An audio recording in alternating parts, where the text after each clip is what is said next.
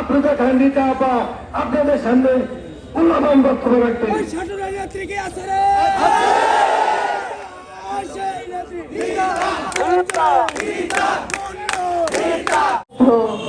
আমাদের হাজার হাজার সন্তানরা বলিদান হয়েছে, তাদের কারণে কিন্তু আজকে আমরা এই বিজয়ের ভোগ করছি, এই স্বাধীনতার স্বাদ ভোগ করছি। ৭১-এর যুদ্ধের সময় যখন আমরা পরবর্তী সময় যখন আমরা স্বাধীন হলাম তখন বলা হচ্ছে আমার তরুণ সমাজ, আমার যুব সমাজ যে দেশকে স্বাধীন করে নিয়ে এসেছে। আমরা ইতিহাস সৃষ্টি করেছে আমার এই তরুণ সমাজ, আমার সন্তানরা। সারা বিশ্ব দেখেছে কিভাবে স্বৈরাচার সরকারকে হটাতে হয়, কিভাবে দেশকে ভালোবাসতে হয়, কিভাবে আবার নতুন ভবিষ্যৎ গড়ার স্বপ্ন তৈরি করতে হয়। সেটা সমস্ত করেছে এই বাংলাদেশের তরুণ সমাজ, যুব সমাজ। তাই আমি আপনাদের অনুরোধ করব, যে সম্মান আমরা পেয়েছি, যে স্বাদ আমরা ভোগ করছি, স্বাধীনতার স্বাদ, জয়ের স্বাদ, আনন্দের স্বাদ, সেটা আপনারা নষ্ট করবেন না। বিজয় অর্জন করা অনেক যতটা সহজ, তার থেকে বিজয়টাকে ধরে রাখা কিন্তু আরো কঠিন। এখানে সভাপতির সাথে একটা কথা বলেছে যে এখন কিছু দুষ্ট চক্র এসে কিন্তু আমাদের সেই বিজয়টাকে নস্যাৎ করার চেষ্টা করবে। এই ব্যাপারে আপনাদের সতর্ক থাকতে হবে। এখন যদি কোথাও একটু ঘটনা ঘটে, একটা যদি আপনি ইট পাতকেনও বাড়ে কেউ, সেটা কিন্তু বিএনপির খায় দেওয়া হচ্ছে, বিএনপির ছেলেরা করছে, বিএনপির প্রমুখরা করছে। এই ব্যাপারে আপনাদের সতর্ক থাকতে হবে। আমার দৃঢ় বিশ্বাস আমার সাথে যে সন্তানরা আছে তারা এরকম কোনো খারাপ কাজে লিপ্ত নাই, কারণ শিক্ষার মূল্য যে আদর্শ যে সন্তানদের রাজনীতি করে গিয়েছে সেই পথ ধরে আমি আপনাদের মাঝে এসেছি। আমি বারবার আমার নেতা কর্মীদের বলেছি কোনো অন্যায় কাজ করা যাবে না, কিন্তু অন্যায় নিজেরা যেখানে প্রতিবাদ করার দরকার সেখানে প্রতিবাদ করতে হবে। আমার অস্তিত্বকে নিয়ে যদি কেউ কথা বলে, আমার স্বাধীনতাকে নিয়ে যদি কথা বলে, আমার নেত্রীকে নিয়ে কথা বলে, আমার নেতাকে নিয়ে যখন কথা বলবে তখন আমরা প্রতিবাদ করবো, জানাবো। কিন্তু আমরা মানুষের ক্ষতি করব না, জনগণের কোনো ক্ষতি করব না, কারণ বাংলাদেশ জাতীয়তাবাদী দল জনগণের দল। জনগণের ভালোবাসা ছিল বলে আজকে 17 বছর পরে আমরা এখানে আসতে পেরেছি। একটা লোককেও কিন্তু কেউ বিএনপি থেকে সরাতে পারে নাই। অনেক লোক দেখানো হয়েছে কিন্তু পারে নাই। যেগুলো কিছু চলে গিয়েছে সেটা মনে আমাদের দলের জন্য ভালোই হয়েছে।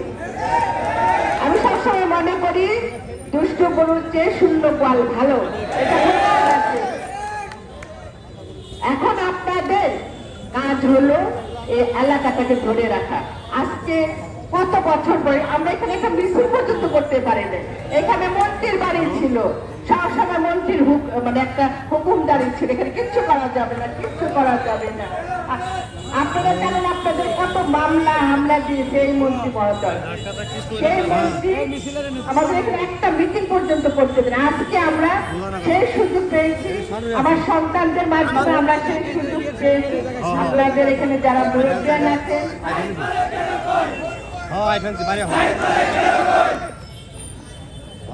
এখানে যারা মুরব্বিয়ান আছেন, দলের যারা সিনিয়র নেতৃবৃন্দ আছে, তাদের দায়িত্ব থাকবে সব থেকে বেশি। তাদের উপদেশ দিতে হবে, তাদের গাইডলাইন দিতে হবে যে তরুণ সমাজ যেন বিভ্রান্তের মধ্যে না পড়ে। এখন দেখা যাবে আওয়ামী লীগের ভোট পাল্টে এখন সব বিএনপি চলে আসছে। এখন কিন্তু আর আওয়ামী লীগের লোক কোথাও পাবেন না, বিএনপি সব বিএনপি, এখন কোনো আওয়ামী লীগ নাই। এই ব্যাপারে সতর্ক থাকতে হবে।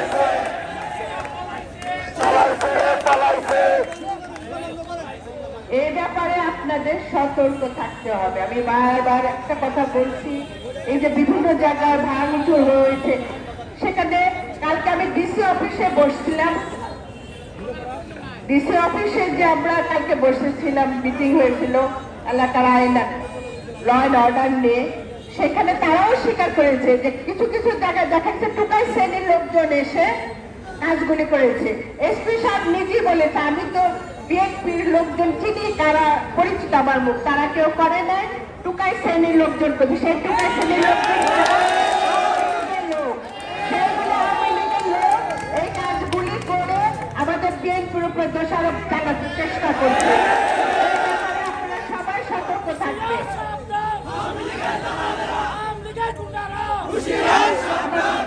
স্লোগান লাগবে না, আমার কথা আগে তোমরা শোনো। তোমাদের এই ব্যাপারে সতর্ক, প্রত্যেকটা জায়গায় নিজেদের যার যার অবস্থান থেকে সতর্ক থাকার চেষ্টা করতে হবে।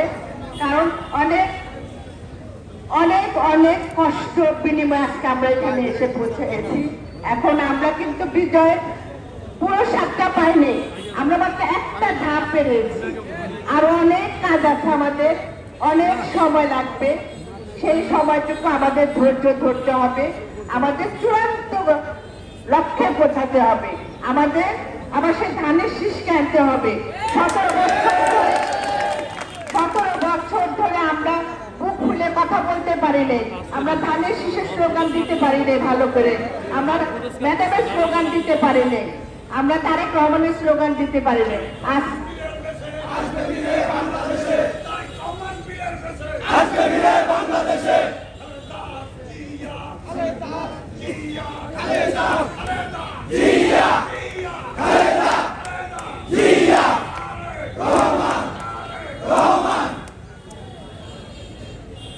এই যে আজকে আমরা স্লোগানটা দিলাম, এই স্লোগানটার জন্য আমরা ধরে রাখতে পারি, এই কাজটা আমাদের করতে হবে, সবাইকে সম্মিলিত ভাবে করতে হবে। এখন আপনাদের সবাইকে ঐক্যের ডাক দিতে হবে। এখন ঐক্যের বিকল্প না, আপনাদের ব্যক্তিগত রেষারেষি সব বন্ধ করুন। এখন কোনো ব্যক্তিগত রেষারেষির মধ্যে কেউ করবেন না। এখন আমাদের দেশ বাঁচাতে হবে, এই দেশ এখন আমার দেশ। এই যে ব্যাংক দেখেন, এটা আমার ব্যাংক, এখন সব আমাদের সম্পদ, এই সম্পদ রক্ষা করতে হবে। এখানে থানা জুতো বলেন, সেটা এখন আমাদের সম্পদ হয়ে গেছে। এখানে স্কুল কলেজ হসপিটাল সব আমাদের সম্পদ, এই এলাকার মানুষের সম্পদ, এই জনগণের সম্পদ। এটাকে আপনাদের রক্ষা করতে হবে, কারণ এখানে আমাদেরই সন্তানরা এখানে পড়বে, আমাদের এলাকার মানুষ এখানে সেবা দিবে। এগুলো রক্ষা করার দায়িত্ব আমাদের। আমরা প্রমাণ করে দিব বিএনপি শান্তিপ্রিয় মানুষ, বিএনপি কোনো সময় হিংসার মধ্যে যায় না, কোনো ধ্বংসাত্মক কাজের মধ্যে যায় নাই, এটা প্রমাণ করে দিতে হবে।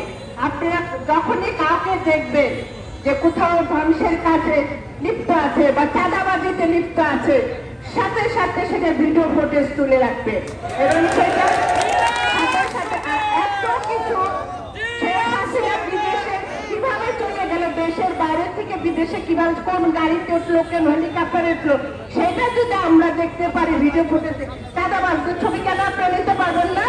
যদি চাঁদাবাজিদের ছবি নিতে না পারেন, তাহলে আমি মনে করবো এখানে আপনারা জড়িত আছেন। যদি না নিতে পারেন, এত কিছু আমরা দেখতে পারি, সারা বিশ্ব আমরা দেখতে পাচ্ছি। আমার এলাকায় চাঁদাবাজি হবে, আমার এলাকায় পাটকেল মারবে, বাড়িঘর ভাঙ্গাভাঙ্গি করবে, এটা তো আমি বিশ্বাস করি না। এই জন্য প্রত্যেকটা মানুষের হাতে ক্যামেরা আছে, ছবি তুলতে হবে, ভিডিও ফুটেজ পাঠাতে হবে এবং যদি প্রমাণ পাই কেউ এখানে আছে এবং সে যদি দলের হয়, তাকে দল থেকে বহিষ্কার করা হবে। আর দলের বাইরে যদি হয়, তাকে আইনগত যা ব্যবস্থা নেওয়া দরকার সেটা আমরা করব। এখানে সেনাবাহিনী মোতায়েন আছে, সেনাবাহিনী আমাদের সাহায্যের জন্য এসেছে, আপনারা দেখেছেন। এখন তারা এখানে টহল দিচ্ছে। আপনাদের বলে রাখছি, কোন অন্যায় আমরা বরদাস্ত করবো না। আমার খুব ভালো লাগছে, আমি যখন রাস্তা দিয়ে আসতেছিলাম, এখন ট্রাফিক পুলিশের কাজ করতেছে আমার সন্তানরা, আর কি সুন্দর ভাবে কাজ করতেছে। তারা কিন্তু দেশ চালাচ্ছে এখন কারণ কোনো পুলিশও লাগছে না, কিছুই লাগছে না। দেশ যদি মনে যদি ইচ্ছা থাকে, আমার মন পরিষ্কার থাকে, আমার ভিতর যদি সততা থাকে, আদর্শ থাকে, ইনশাল্লাহ আমরা সব কিছু পারবো এবং আপনারাই করবেন। কারণ আমি আমারও একটি কথা বারবার বলছি, সারা বাংলাদেশ আমি চিনি না, আমি চিনি মানিকগঞ্জ চিনি। মানিকগঞ্জের জনগণ আমার জনগণ, মানিকগঞ্জের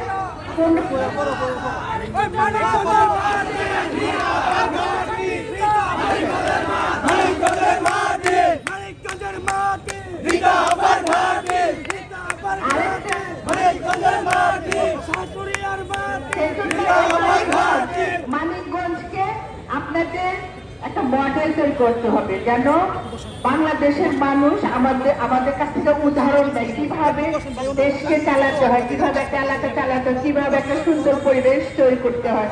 এটার জন্য আমরা উদাহরণ হয়ে থাকি। আমরা এই পর্যন্ত আন্দোলন থেকে শুরু করে এখন যতটা করেছে আমরা কিন্তু নাম্বার 1-এ ছিলাম। ঢাকা থেকে শুরু করে প্রত্যেকটা কাজ আমাদের কিন্তু এই মানিকগঞ্জে 1 নাম্বার ছিল। আমি চাই আগামী তো মানিকগঞ্জে 1 নম্বরে থাকবে। এটা আমার দাবি এবং এটা আমার নির্দেশ, আপনারা সেভাবে চলবেন। আরেকটা প্রসঙ্গ আসছে যে সংখ্যালঘু, এই সংখ্যালঘু শব্দটা বাদ, কোনো সংখ্যালঘু না, আমরা সবাই ভাই ভাই, আমরা একে অপরের সাথে থেকে কাজ করব। আমি মুসলমান বলেন, হিন্দু বলেন, বৌদ্ধ বলেন, খ্রিস্টান বলেন, সবাই আমরা এক। আমাদের কোনো দল মত কোনো বর্ণ নাই, আমরা সব মানিকগঞ্জের মানুষ, আমরা মানিকগঞ্জের মানুষ। এটি আমাদের বড় প্রমাণ, এটা প্রমাণ করতে হবে আপনাদের। কোনো ভাই যেন ভয় না পায়। আমার হিন্দু সম্প্রদায়ের যারা আছেন আপনারা কোনো ভয় পাবেন না, আমার ভাইরা আপনাদের পাশে আছে, ইনশাল্লাহ থাকবে তারা। এবং আপনাদের দায়িত্ব প্রতিটা জায়গায় জায়গায় আপনারা একটা টিম তৈরি করে, এখানে সভাপতি সেক্রেটারি আছে, আমি বলবো আপনারা এই ছাত্র দল, যুব দল, স্বেচ্ছাসেবক আছে, এদের নিয়ে একটা বিভিন্ন কমিটি করে দিবেন, যারা মন্দিরগুলি পাহারা দিবে, যারা দোকানে পাহারা দিবে, যাতে কোনো চাঁদাবাজি এসে দোকানে ঝামেলা না করে। এভাবে প্রত্যেকটা জায়গায় আপনারা পাহারা দিবেন, এটা আপনাদের কাজ। এখন কিন্তু আমাদের পাহারাদারি ভূমিকা পালন করতে হবে। এখন দেশ আমাদের আছে, এখন এই দেশটাকে আমাদের পাহারা দিতে হবে, কোনো অপশক্তি এসে যেন আমাদের এই এলাকা ঢুকতে না পারে সেদিন আপনাদের খেয়াল রাখতে হবে। আমার সংগ্রামী ভাই বোনেরা, অনেক অনেক অনেক নির্যাতনের পরে আমি জানি আপনাদের ভিতরে রাগ ক্ষোভ থাকতে পারে, স্বাভাবিক, এটা সবার ভিতরে আছে কম বেশি, কিন্তু দেশের স্বার্থে আমাদের জনাব তারেক রহমান আমাদের ডাক দিয়েছে যে দেশের স্বার্থে আমরা যেন কোনো প্রতিশোধ এবং প্রতিঘাতের মধ্যে না যাই। আমার নেতার সে নির্দেশ মোতাবেক আপনারা কাজ করবেন, কারণ মাননীয় চেয়ারম্যান মহোদয় জনাব তারেক রহমানের বলিষ্ঠ নেতৃত্বে কিন্তু আজকে আমরা এই দেশটাকে পেয়েছি, আবার বাংলাদেশকে ফিরে পেয়েছি। কালকে আপনারা ম্যাডামকে দেখেছেন, আমার দেশনেত্রী আপনাদের উদ্দেশ্যে ভাষণ দিয়েছে। এটা পরম আল্লাহর কাছে শুকরিয়া আদায় করে আমরা শেষ করতে পারবো না। আল্লাহ যে কত বড় রহমত, আল্লাহর কত বড় রহমত আমরা পেয়েছি যে আমরা আমার দেশনেত্রী বেগম খালেদা জিয়া জাতির উদ্দেশ্যে ভাষণ দিয়েছে। মাঝখানে একবার গুজব ছড়ে গেছিল, কিভাবে দেখেন এরা গুজবও ছড়েছে ম্যাডামটাই, কিন্তু আজকে আল্লাহর রহমত কত বড় আমাদের উপরে, বাংলাদেশের জনগণের উপরে, 18 কোটি মানুষের উপরে কত বড় রহমত আজকে আমরা সবাই দেখেছি। ম্যাডাম ভাষণ দিচ্ছে, আমাদের কিন্তু ম্যাডাম ধন্যবাদ দিয়েছে, আপনাদের এই স্বাধীনতাটা আনতে পেরেছি। এটা আপনাদের মনে রাখতে হবে, এটা আপনাদের সবাইকে মনে রাখতে হবে। কালকে যে সমাবেশ হয়েছে সেখানে আপনারা জনাব তারেক রহমানের বক্তব্য শুনেছেন, তার প্রতিটা বক্তব্য এবং তার নির্দেশ ধরে ধরে আপনারা কাজ করবেন, ইনশাল্লাহ আমরা আবার সেই ধানের শীষ এই মানিকগঞ্জে আবার